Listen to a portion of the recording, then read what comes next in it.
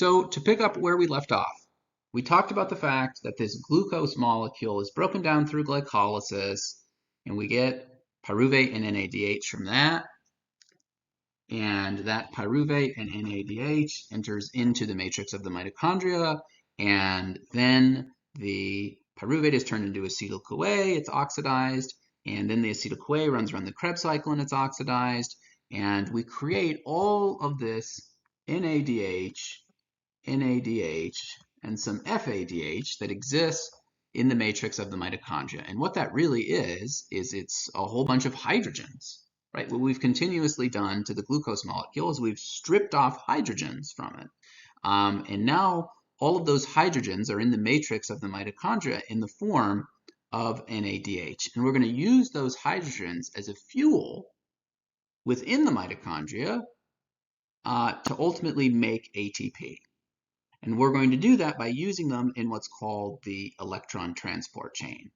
And the point of this lecture is to try to understand how those hydrogens are used as a fuel in the electron transport chain to make ATP. So to understand how we use that fuel, those hydrogens, you have to understand the electron transport chain. The electron transport chain is a series of proteins, also called complexes, that are embedded into the inner membrane of the mitochondria. Okay, I'll draw them in red. You would find them like this. There would be one complex, a protein, there'd be the second one, there'd be the third one, there'd be the fourth one. Okay, you see how they're embedded into the inner membrane of the mitochondria? Okay. Within the inner membrane, there wouldn't just be one electron transport chain, right? There'd be a ton of them all over the place, right? There'd be another one here. There'd be thousands in reality. I can't draw them as small as they'd be, but there'd be one here, one here, one here, right? These would be 4 different electron transport chains within this one mitochondria. Okay. I think sometimes people think about the electron transport chain as like this one system that exists, you know, the one singular system that exists in each mitochondria, or maybe throughout the entire cell. It's silly. Within every mitochondrion, right, here's one mitochondrion, there's going to be thousands of electron transport chains embedded into its inner membrane. Now, we are just going to look at the way that one of them functions, but you have to remember, right, there's going to be many operating at once. All right. So, all of this NADH and some FADH is in the matrix. The FADH is a little bit special. It's actually stuck within one of the complexes. But again, really a conversation for biochemistry when you get to that. These NADH molecules and their hydrogens are going to serve as a fuel for this electron transport chain. And we also have to recognize one more thing that I don't think I said explicitly. The space that exists between the inner and outer membrane is called the inner membrane space. I'll highlight it in green. This is going to become very important in just a second. Okay. You see that there's a space that exists between the inner and outer membrane of the mitochondria.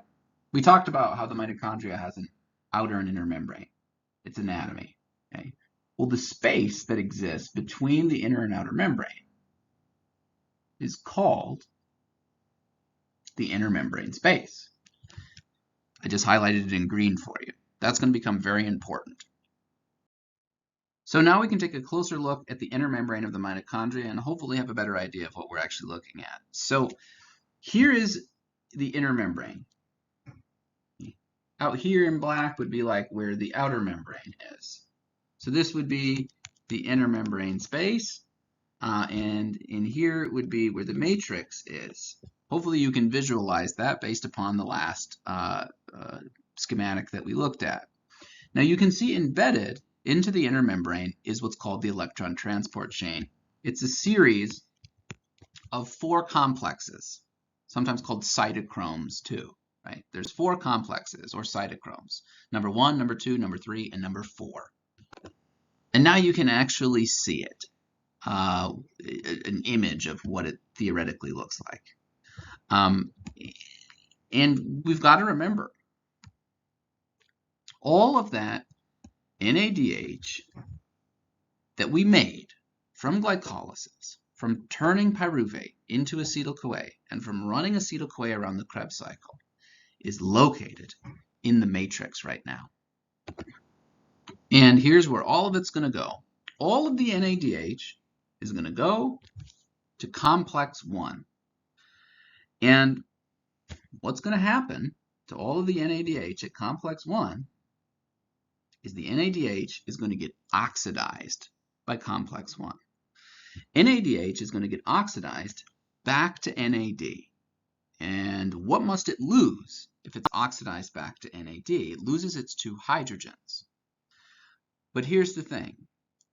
Complex 1 only holds on to the electrons from those hydrogens. It doesn't hold on to the rest of the atom. So what is a hydrogen atom made up of, right? It's got 1 proton in its nucleus and 1 electron in its shell. Okay? When NADH is oxidized back to NAD by complex 1, the only thing that complex 1 holds on to are the electrons. It doesn't hold on to the rest of the hydrogen. So what would be left with the hydrogen? There'd be 1 proton left in the nucleus. And this is something that we call a hydrogen ion. A hydrogen ion is a positive ion. It's a hydrogen atom that has lost its 1 electron and has a positive charge because now it has more protons than it does electrons. In reality, it only has 1 proton. So sometimes it's even just called a proton. But those hydrogen ions, the hydrogen that's now missing its electron because complex 1 is holding on to it, those hydrogen ions actually stay within the matrix. They're stuck in the matrix for the time being. And let's make sure that we understand this. Like each NADH that gets oxidized by complex 1, right? There's 2 hydrogens that each NADH holds on to. So those 2 hydrogens are given to complex 1. But complex 1 only holds on to the electrons. So how many electrons is complex 1 holding on to? 2. Right? Complex 1 holds on to the 2 electrons from the 2 hydrogens. And now how many hydrogen ions are left hanging out in the matrix? 2. That's the first step. Each NADH that comes to complex 1 is going to go through this process of being oxidized back to NAD and giving its 2 hydrogens to complex 1. But then a complex 1 will only hold on to the electrons from those hydrogens, right? 2 hydrogens, thus 2 electrons. And the hydrogen ions will remain in the matrix. So what will happen after that? Well, what has actually happened to complex 1? Complex 1 has actually been reduced, right? Because complex 1 has gained 2 electrons. So complex 1 has technically been reduced, and NADH has been oxidized. What's going to happen next is this electron transporter called coenzyme Q is going to come over to complex 1. And what coenzyme Q does to complex 1 is it oxidizes it. Coenzyme Q will actually take 2 electrons from complex 1. And this is a redox reaction, right? Because if coenzyme Q goes over to complex 1 and takes 2 electrons from complex 1, then complex 1 has been oxidized because complex 1 has lost 2 electrons. And what has happened to coenzyme Q? It's been reduced. This reaction is actually exergonic. Energy is released in this reaction. And what happens? Like, how is that energy harnessed? Complex 1 actually harnesses that energy, and meaning the energy from the oxidation reaction. When complex 1 gets oxidized by coenzyme Q, it loses its 2 electrons to coenzyme Q. That energy that's released from that reaction is released into complex 1, and it uses that energy to pump 4 hydrogen ions from the matrix into the intermembrane space, right? The intermembrane space is the space between the inner membrane of the mitochondria and the outer membrane. And what complex 1 is, it just pumped 4 hydrogen ions into the intermembrane space. That was the point of this oxidation reaction, was to give complex 1 some energy to actually take 4 hydrogen ions that are in the matrix and move them into the intermembrane space. All right, so what's going to happen next? What's going to happen is coenzyme Q is going to carry those 2 electrons that it got from complex 1 to complex 3. It bypasses actually complex 2. That's a conversation for another day. What complex 3 then is going to do to coenzyme Q, this may seem, intuitive at this point, is complex 3 is going to oxidize coenzyme Q. So what we mean by that is complex 3 is going to take the 2 electrons from coenzyme Q. So when we say that coenzyme Q is oxidized by complex 3, what we mean is that coenzyme Q loses its 2 electrons to complex 3. And what's happened to complex 3? Complex 3 has been reduced, right? Because it gained 2 electrons from coenzyme Q. Now, no hydrogen ions are pumped in this reaction, but it's an important reaction because it sets up the next reaction between cytochrome C and complex 3.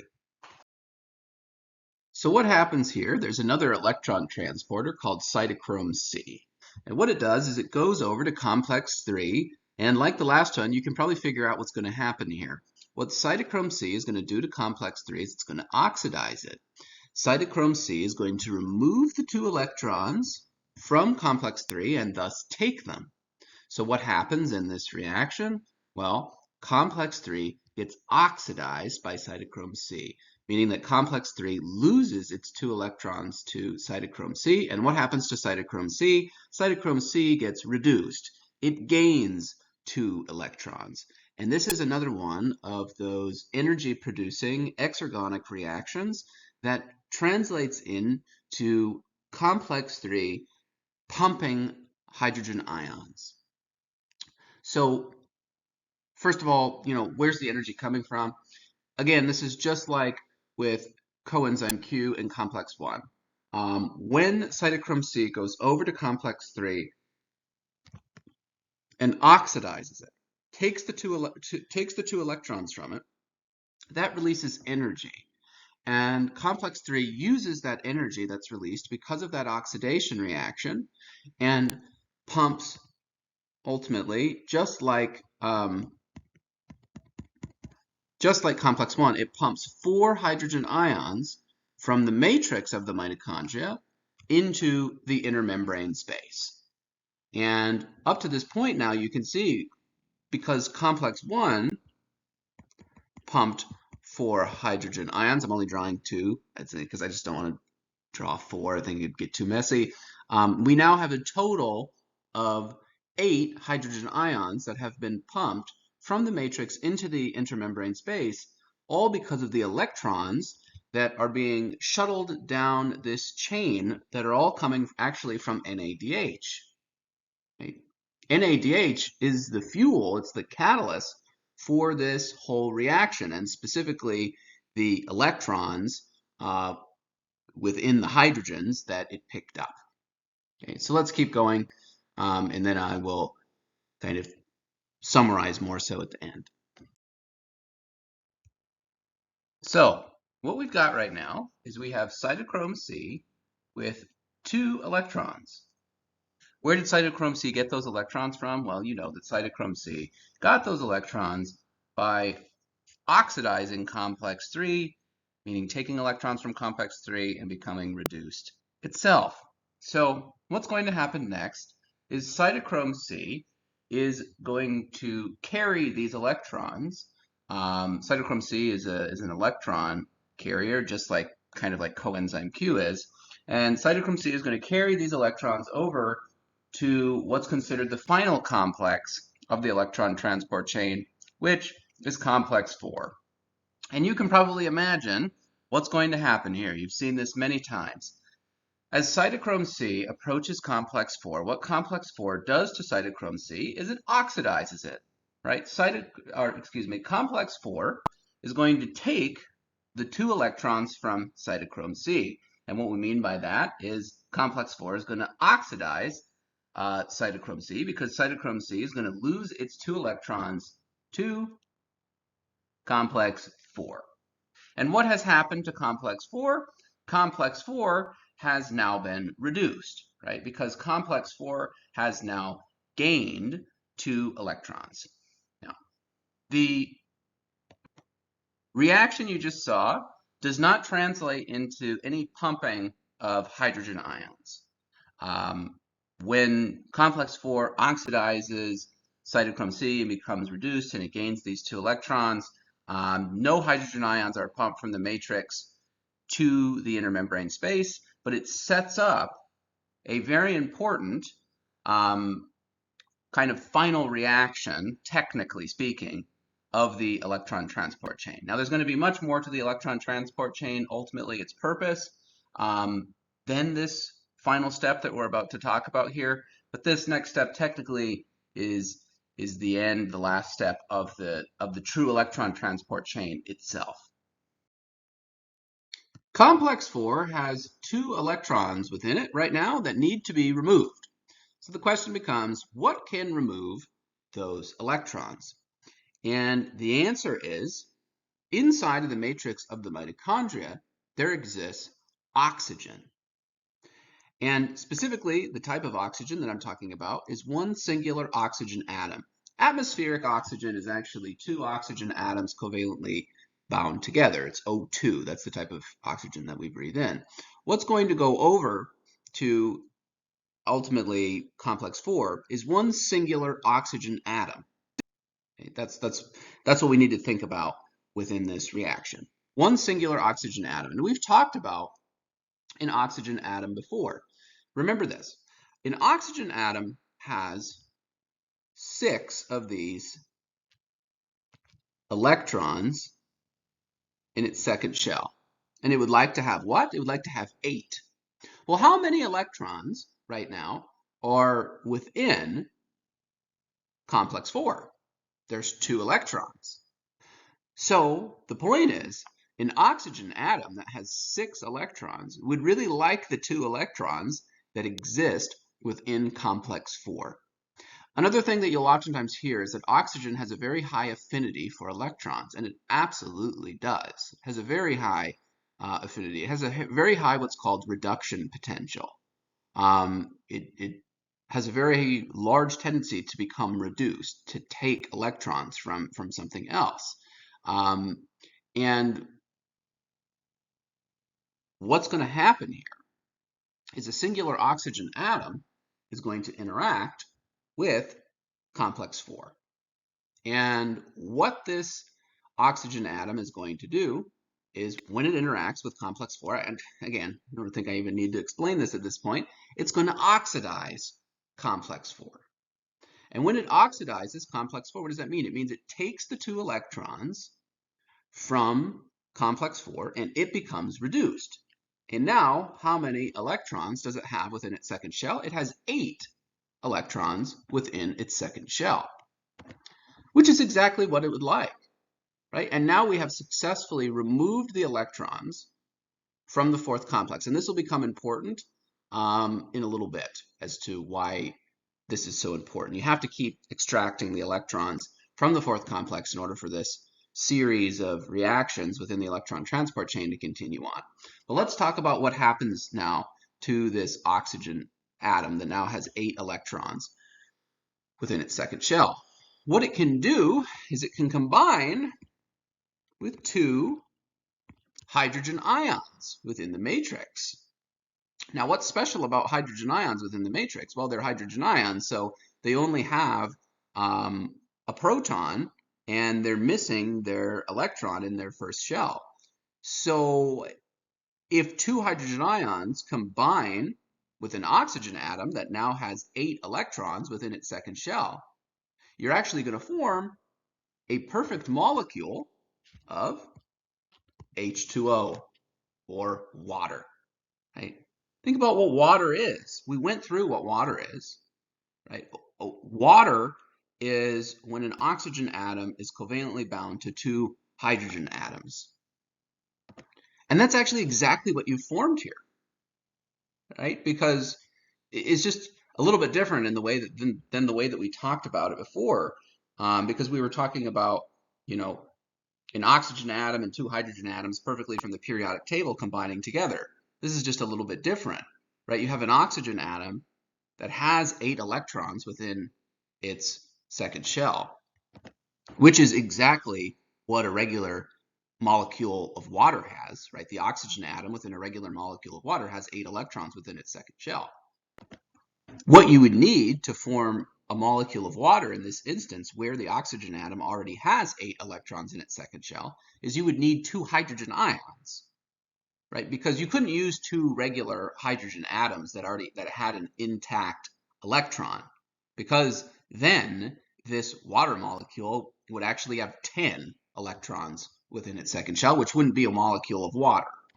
It at least would be a charged molecule of water, which is not what we're looking for. By charged, I mean ionic. There would actually be, an excessive number of electrons if this oxygen atom were to actually bind with 2 regular hydrogen atoms. So if we can get this oxygen atom with 8 electrons in its second shell to bind with 2 hydrogen atoms that are already missing their 1 electron already, then we'll form an exact molecule of water. And that is what happens here. Water is the byproduct of the electron transport chain. When an oxygen atom goes over to the 4th complex and takes 2 electrons from complex 4, right, oxidizes complex 4 and becomes reduced itself, it then combines with 2 hydrogen atoms and it forms a molecule of water. And that is the byproduct of this electron transport chain. Now, what happens in this oxidation reaction? This is another oxidation reaction. Complex 4 gets oxidized by an oxygen atom, and this again releases energy, and that energy allows complex 4 to pump 2 more, not 4, 2 more hydrogen ions from the matrix into the intermembrane space. And that is technically the last step of the electron transport chain. Now I'm going to talk about this in a lot more detail towards the end of the lecture, but hopefully what you got out of that last 8 minutes or so was that the electron transport chain requires oxygen in order to be able to operate.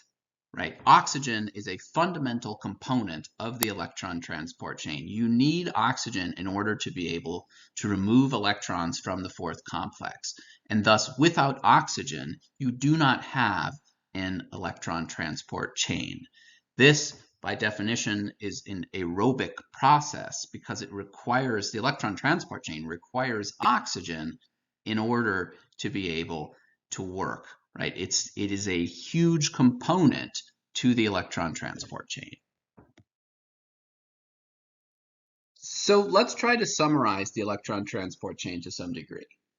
So the purpose of all of that NADH that we created from the breakdown of glucose, meaning in glycolysis, in turning pyruvate into acetyl-CoA, in running acetyl-CoA around the Krebs cycle, the purpose of all of that NADH is to go to complex 1 and to give the hydrogens that it picked up, and more specifically the electrons within those hydrogens, to complex 1. And then what's going to happen to those electrons is they're going to be passed down the chain of complexes, or transported, if you want to use that term, down the chain of electrons. And that's where the term electron transport chain comes from. These electrons that are coming from the hydrogens that are coming from NADH are being passed down these complexes in a series of oxidation reactions. And that series of oxidation reactions is resulting in the pumping of hydrogen ions from the matrix into the intermembrane space. And specifically, we think 4 hydrogen ions get pumped by complex 1 when it gets oxidized by coenzyme Q. 4 electrons get pumped by complex 3 when it gets oxidized by cytochrome C. And 2 hydrogen ions get pumped by complex 4 when it gets oxidized by oxygen, an oxygen atom. And that translates into, for every one NADH that goes to complex 1 and gives complex 1 2 electrons, that translates into, by the time that you get to the end of the chain, that translates into a total of 10 hydrogen ions ending up in the intermembrane space.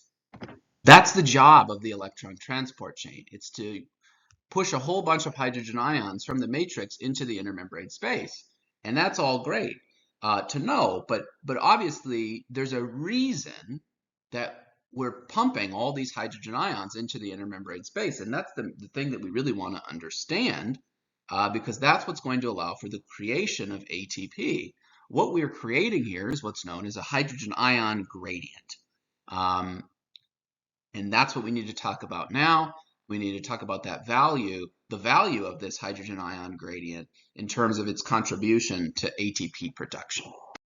Let's look at this image one more time, just so that we can look at a different image of a mitochondrion to try to understand this gradient. So these would be the 4 complexes, right? And as the electrons are passed between these 4 complexes, let's draw this in red, you're going to end up with a whole bunch of hydrogen ions that exist in the intermembrane space, right? And there's going to be less within the matrix, right? So the purpose of the electron transport chain was to pump these hydrogen ions that were in the matrix out into the intermembrane space.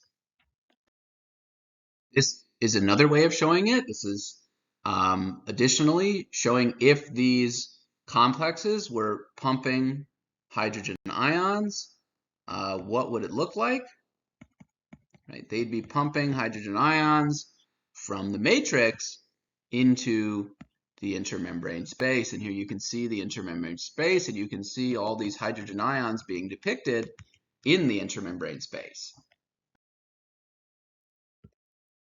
So clearly what we've created here is a higher concentration of hydrogen ions within the intermembrane space.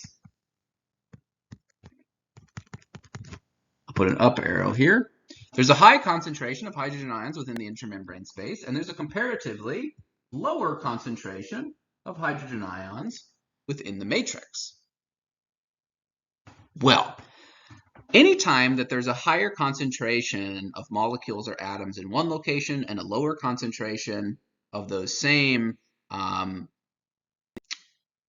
molecules or atoms in another location, the molecules or atoms will want to move from the high concentration to the low concentration. This is what's called diffusion.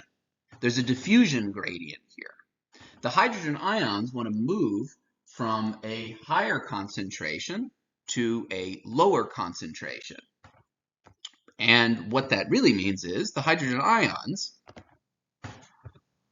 they want to move from the intermembrane space where the concentration of hydrogen ions is high to the matrix where the concentration of hydrogen ions is comparatively low. So what I'm really saying here is the hydrogen ions want to come back.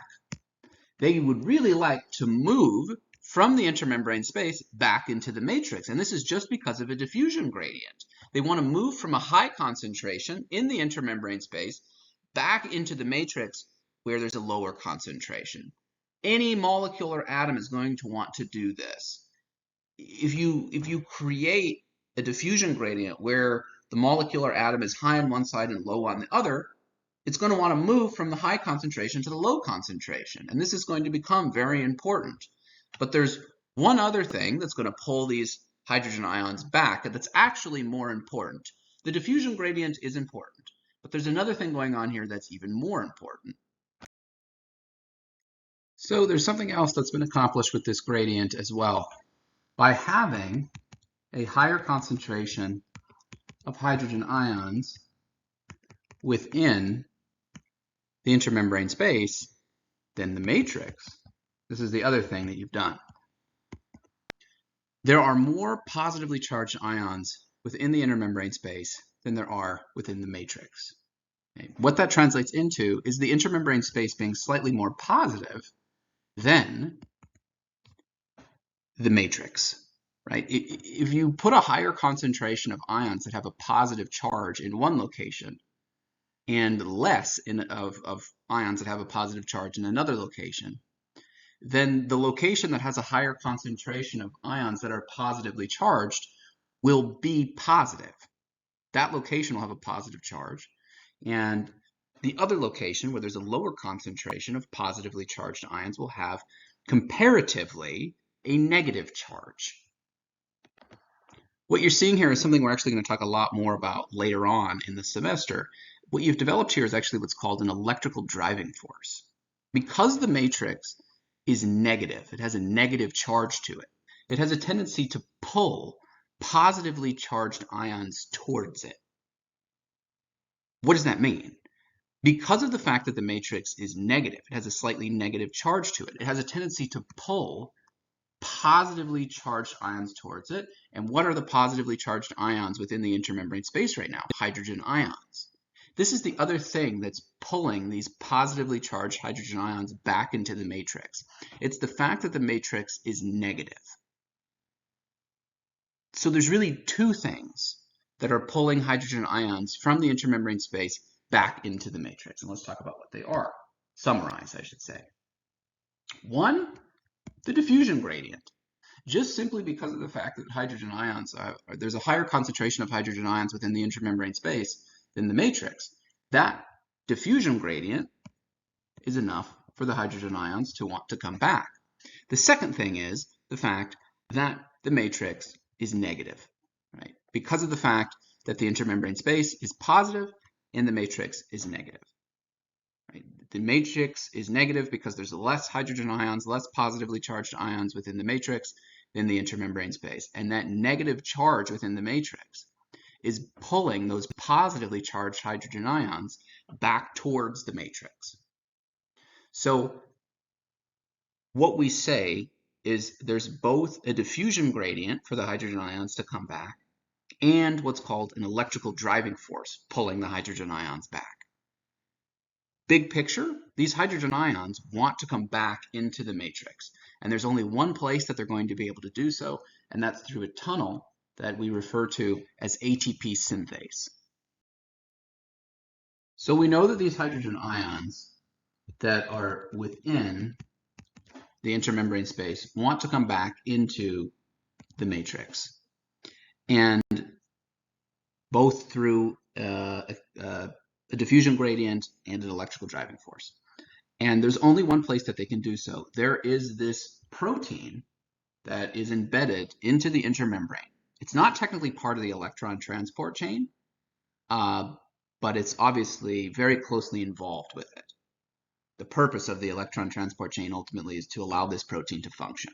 Okay? So this protein that's embedded into the intermembrane is referred to as ATP synthase. And it serves as a tunnel for these hydrogen ions to be able to come back into the matrix. And we know that they want to come back. The hydrogen ions want to come back into the matrix through both this diffusion gradient and electrical driving force. And ATP synthase serves as the one means by which they can do so. So due to this diffusion gradient and electrical driving force, the hydrogen ions will come back into the matrix through the one option that they have, which is through ATP synthase.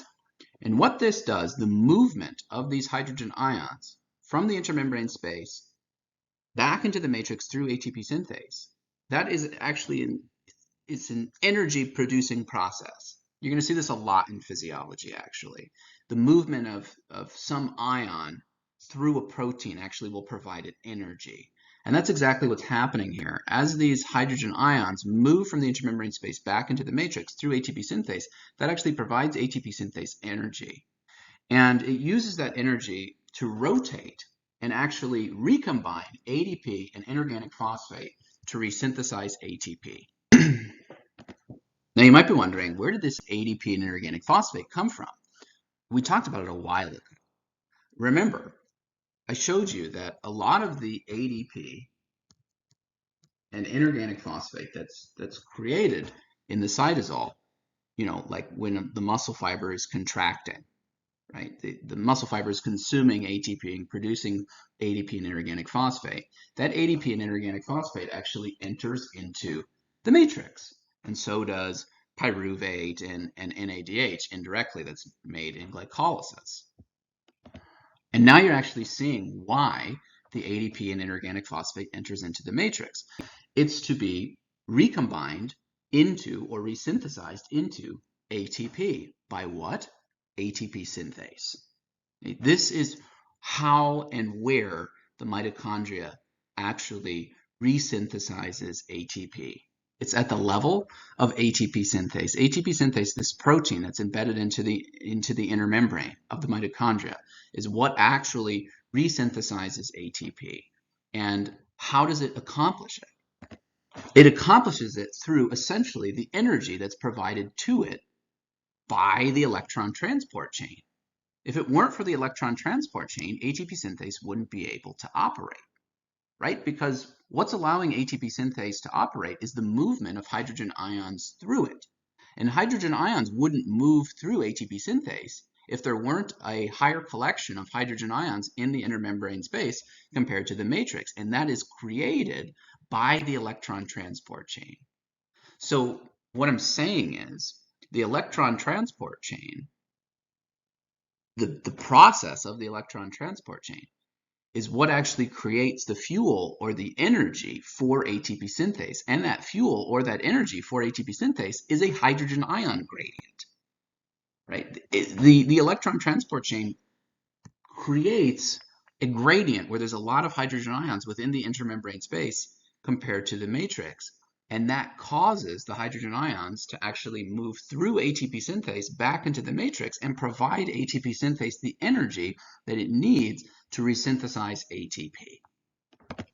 So this is the complete process by which ATP is made in the mitochondria. And now there's much more to say about this, but now you've seen the mechanism by which the mitochondria resynthesizes ATP. This is the image your textbook uses to show exactly what I've been talking about. The electron transport chain, what does it do? It creates a hydrogen ion gradient between the intermembrane space and the matrix.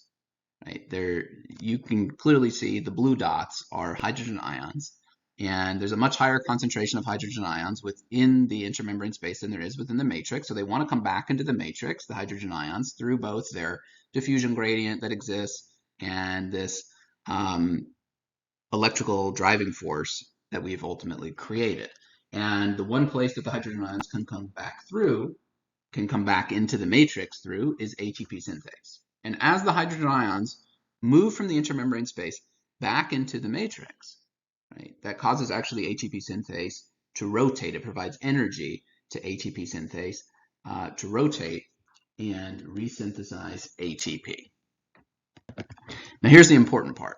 This process is referred to as oxidative phosphorylation. The way that we resynthesize ATP in our mitochondria, in all the cells of our body, is through a process that we refer to as oxidative phosphorylation.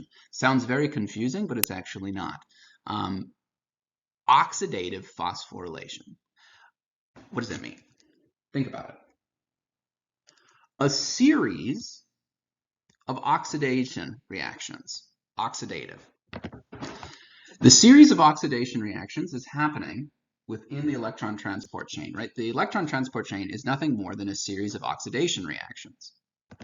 That's where the term oxidative comes from.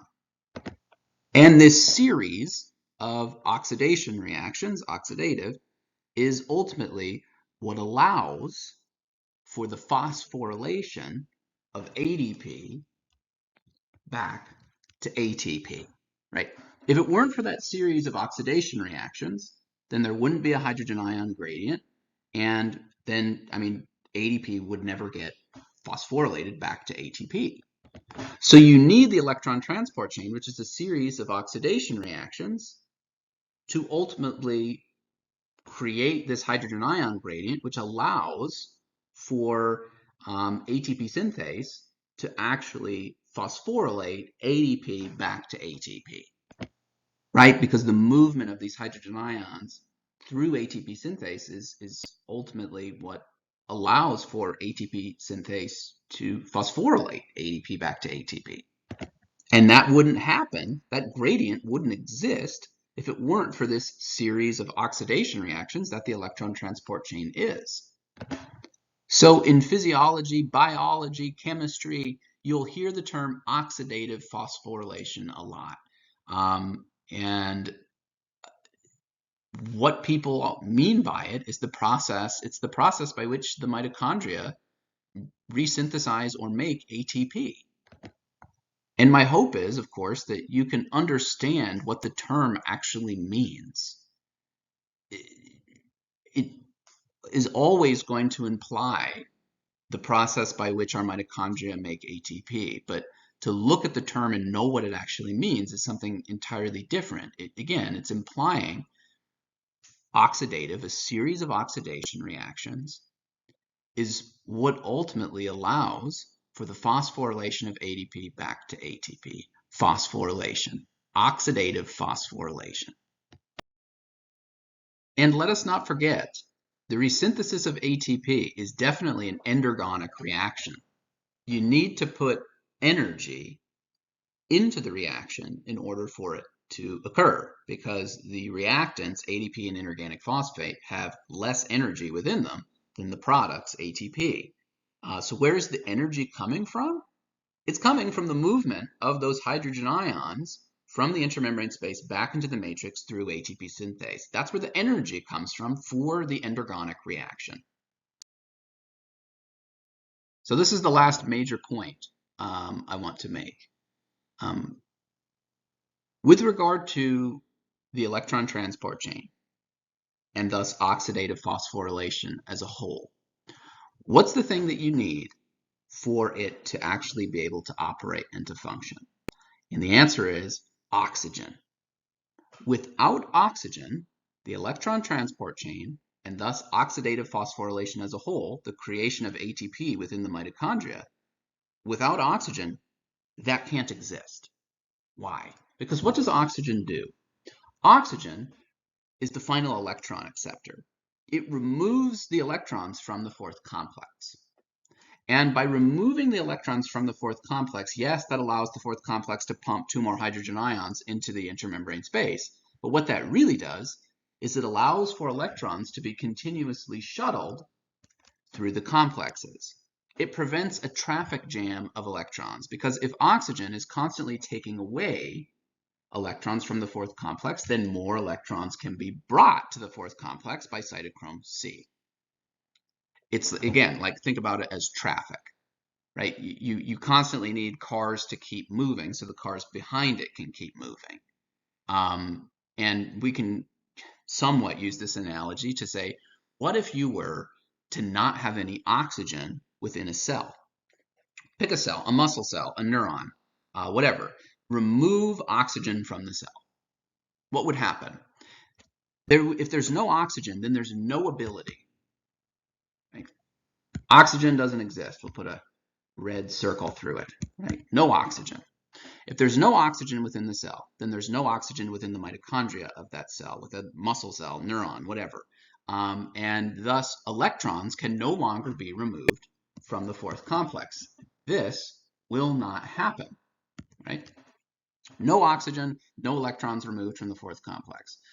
And what will happen is electrons will build up in the fourth complex, and they'll build up throughout the entire chain.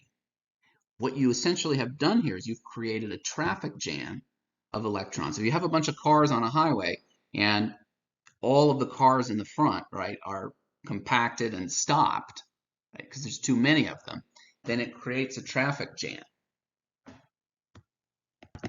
All the cars behind can't move either. And that's basically what happens here. If you can't remove electrons from the fourth complex due to a lack of oxygen, then the electrons will begin to accumulate in the fourth complex, and they'll begin to accumulate throughout all the complexes until eventually the electron transport chain will come to a screeching halt. Right? You can create a traffic jam to the point where the cars aren't moving at all.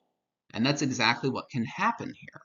Right? If the electrons aren't moving through these complexes at all anymore because they're all built up through the system, then what happens? The system can't pump hydrogen ions anymore, right? If electrons build up so much throughout the system through the electron transport chain that the electron transport chain can't shuttle electrons anymore, then the reactions for pumping hydrogen ions will go away. And if that goes away, then you're not going to have a hydrogen ion gradient between the intermembrane space and the matrix anymore. And if that hydrogen ion gradient doesn't exist anymore, then you don't have any energy to provide to ATP synthase, and there will be no creation of ATP. If you remove oxygen from a cell, it will cease its ability to produce ATP within its mitochondria, and it will die. Because ATP is needed for cells to survive. And if you remove their ability to receive oxygen, then they can't keep their electron transport chains going anymore. They can't, because all the electrons get bunged up throughout the system. And then they can't pump hydrogen ions into the intermembrane space anymore, and there's no gradient anymore between the intermembrane space and the matrix, and ATP synthase ceases to work. Oxidative phosphorylation comes to a screeching halt without oxygen. This is why without oxygen, human beings die, and all other animals that we know of. If you remove their ability to receive oxygen, their cells, what are human beings, what are animals made up of? They're made up of cells. Our whole body is cells. And our cells need oxygen to make ATP via oxidative phosphorylation within our mitochondria. If you remove oxygen, the cells can no longer create ATP in their mitochondria anymore. You have totally removed their ability to make ATP through oxidative phosphorylation. And what will happen to all of those cells over time is they'll all die. Because over time, they'll lose all the ATP that they have. Now, the story is a little bit complex when you start talking about from one cell to the next, but the rule generally applies over time to all of the cells of the body. Our cells need oxygen to survive because the oxygen is what allows for our cells to make ATP within our mitochondria by, of course, extracting electrons from the fourth complex and allowing for the chain to keep operating. This is why oxygen is fundamental to human life. So this part here is just for people that are interested. I tend to get a lot of questions about FADH. First of all, FADH is created actually by complex 2. Complex 2, in fact, is succinate dehydrogenase from the Krebs cycle. When you get to that enzyme in the Krebs cycle, that's actually complex 2. And that implies that complex 2 of the electron transport chain is what actually makes FADH, because complex 2 is in fact the enzyme succinate dehydrogenase. So FADH is created by complex 2. And what FADH does is it gives ultimately its 2 electrons from its 2 hydrogens that it got from succinate directly to coenzyme Q. And then coenzyme Q brings those electrons to complex 3, and then cytochrome C takes those electrons from complex 3, which allows complex 3 to pump 4 hydrogen ions, and then cytochrome C takes those 2 electrons to complex 4, which then oxidizes cytochrome C, and then oxygen oxidizes complex 4, and the removal of those 2 electrons allows for complex 4 to pump 2 more hydrogen ions. Well, that's interesting, because if you compare NADH and FADH now, NADH gives its hydrogens and thus its electrons to complex 1. And then those electrons from NADH are given to coenzyme Q and complex 3 and cytochrome C and complex 4 and oxygen. So the electrons from NADH are going to result in the pumping of hydrogen ions by complex 1, complex 3, and complex 4. So for each NADH, 10 hydrogen ions are going to get pumped from the matrix into the intermembrane space. You already know this. But for each FADH, there's actually only 6 hydrogen ions that are going to get pumped from the matrix into the intermembrane space, because the electrons from FADH are never given to complex 1, because complex 2 itself actually creates FADH.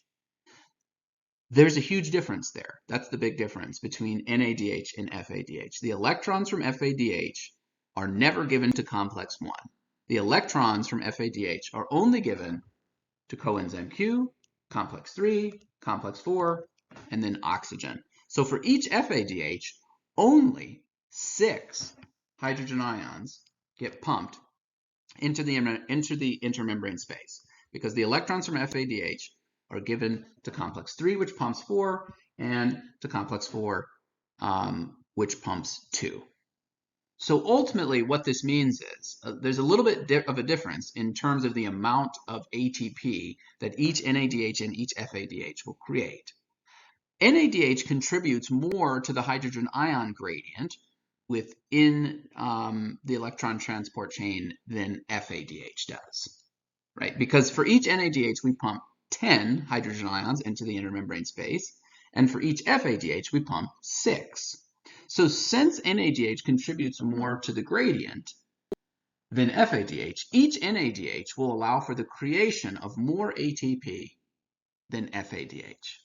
The belief is for every 4 hydrogen ions that go through ATP synthase, about 1 ATP is made. So if NADH allows for the pumping of 10 hydrogen ions into the intermembrane space, that's going to allow for 10 hydrogen ions to come back through ATP synthase, which will allow for the creation of 2.5 ATP. FADH, on the other hand, will only allow for the pumping of 6 hydrogen ions into the intermembrane space from the matrix, and that will only allow for 6 hydrogen ions to travel back through ATP synthase, which will allow for the total creation of 1.5 ATP.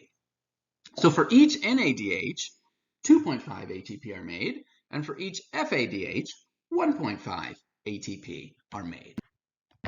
Now, the only time that this plays a big role in our overall understanding of the electron transport chain and oxidative phosphorylation is in what I would consider to be more specific and advanced courses. Let me show you why. Because if you look at the overall tally of ATP creation from one molecule of glucose, that's when this becomes relevant.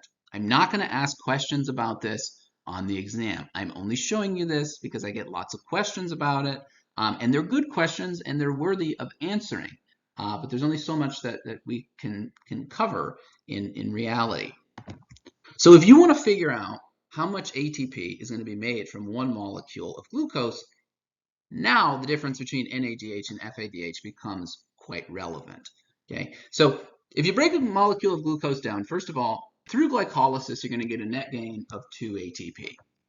Then, what else are you going to make in glycolysis? You're going to make 2 molecules of NADH. Each one of those NADH is going to go to the electron transport chain and create 2.5 ATP, which gives us a total of 5 more ATP.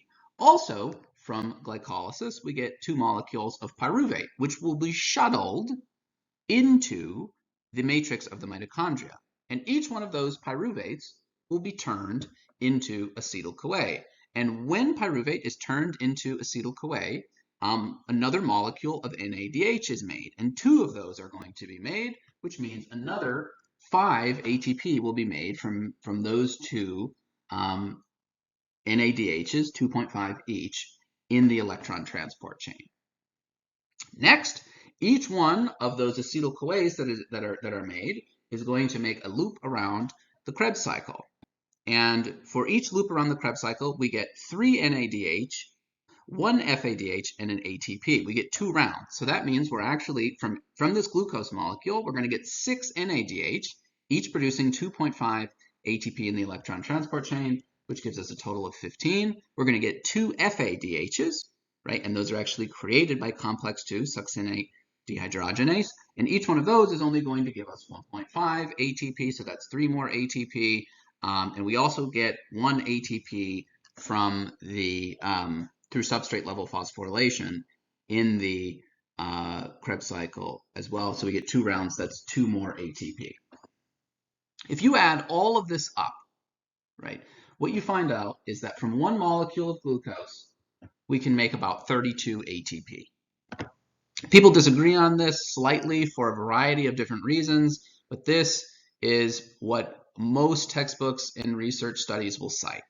And this is where the numbers actually come from. And this is the moment where understanding the difference between NADH and FADH becomes very relevant.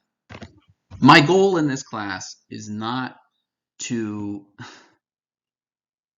make you understand the, kind of numerical ATP value of NADH and FADH. That's great for biochemistry and some more advanced courses. What I really want to accomplish in this class is that you understand what the electron transport chain is and how it operates and how thus ATP is made through oxidative phosphorylation. I think getting to this level where you're just ultimately memorizing numbers, it takes away from really trying to focus on understanding the process by which ATP is made in the mitochondria, which is what I want to get out of this course for you. So if you were curious about the difference between NADH and FADH and what complex 2 is, I hope this answers your question to some degree. And if you were really curious about how much ATP is made from a molecule of glucose when it's broken down with oxygen, hopefully this answers your question as well. So now we are able to differentiate on some level between the 2 different types of glycolysis that oftentimes most people cite. What you've seen in the last 2 lectures collectively is a process that's oftentimes called aerobic or slow glycolysis. What does that mean? It's right in the name, right? The breakdown of glucose with oxygen. And the big thing is what happens to the pyruvate and the NADH that's created. In aerobic or slow glycolysis, what happens to that pyruvate and that NADH is it enters into the mitochondria. And inside of the mitochondria, ultimately, that pyruvate and NADH will be consumed in the electron transport chain of the mitochondria, and that requires oxygen.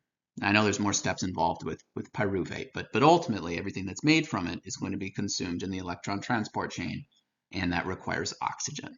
And that's why this is referred to as aerobic or slow glycolysis, because it involves the breakdown of glucose while utilizing oxygen or through the utilization of oxygen.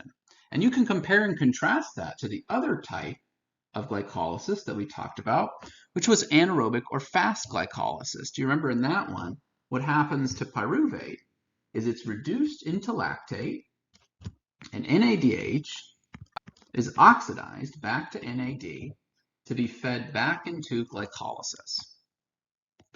And look at the process as a whole. It's called anaerobic or fast glycolysis because it's completely independent of any oxygen. Nowhere in this process is the electron transport chain and thus oxygen involved, right? You're running glycolysis completely independent of any oxygen whatsoever. And that's where the term anaerobic or fast glycolysis comes from. Now, that's the easy way or the easy part of comparing these two. Aerobic glycolysis, of course, means the breakdown of glucose with oxygen.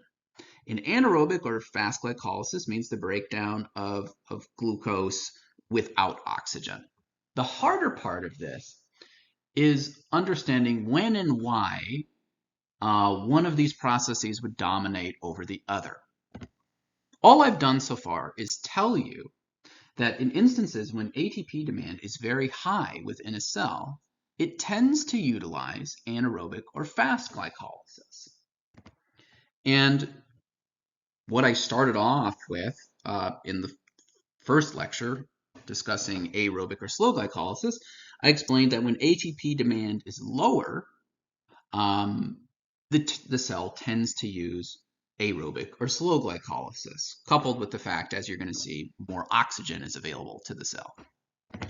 And ultimately, the question, the hard part is trying to explain why and what would cause one to dominate over the other in those instances. I can't do that in its entirety just yet. I'm going to spend the next lecture talking a little bit about that in some detail, not as much as certainly could be talked about, but we will discuss it in some detail.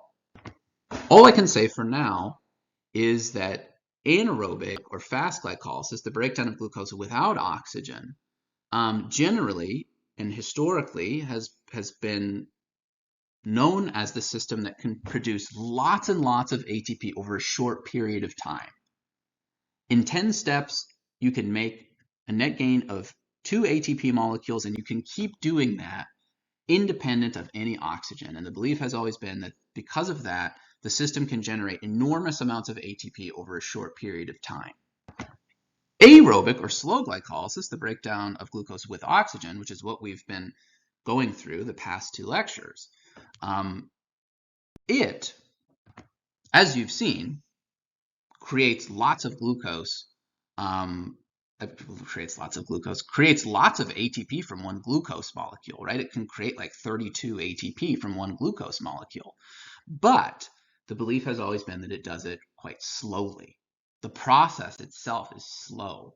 That's why it's referred to sometimes as aerobic or slow glycolysis, and the other one's called anaerobic or fast glycolysis. It's the rate at which they can make ATP. Yes, aerobic or slow glycolysis can make a lot of ATP from a glucose molecule, but it accomplishes it at a slow rate, right? And why is that? As you're going to see in the next lecture, we think that that is probably because of the fact that 1, there's a lot of steps involved, right? So it's time consuming because of that. And 2, because oxygen is required for the process. And both of those things kind of slow it down, meaning the rate at which it can actually make ATP. So logically, you would think inside of a cell, when the ATP demand is very, very high, the cell is going to choose a system, or the system at least is going to dominate, that can make lots of ATP over a short period of time. Because if you think about anaerobic or fast glycolysis, you're actually only getting 2 ATP molecules from the breakdown of glucose. Because the pyruvate and NADH aren't going into the mitochondria, and that's where the vast majority of ATP is actually made. So with anaerobic or fast glycolysis, you're only getting 2 ATP molecules from one glucose molecule. It's not great. But because it's completely independent of oxygen, and again, you can run it outside of the mitochondria without any oxygen, and there's only 10 steps involved, it can make lots and lots of ATP over a short period of time. It can run at a rapid pace. So I think just on a logical level, that makes sense. I hope, the difference between the two. But the real challenge is understanding kind of how the two systems would be, kind of preferred in one instance or another by the cell, and how the cell is actually able to, let's say, again, in an instance where an ATP demand is very, very high, and by consequence, as you're going to see, perhaps there's insufficient oxygen, how it could then run fast or anaerobic glycolysis rather than aerobic or slow glycolysis. And that's the next thing that we're really going to try to take somewhat of a look at.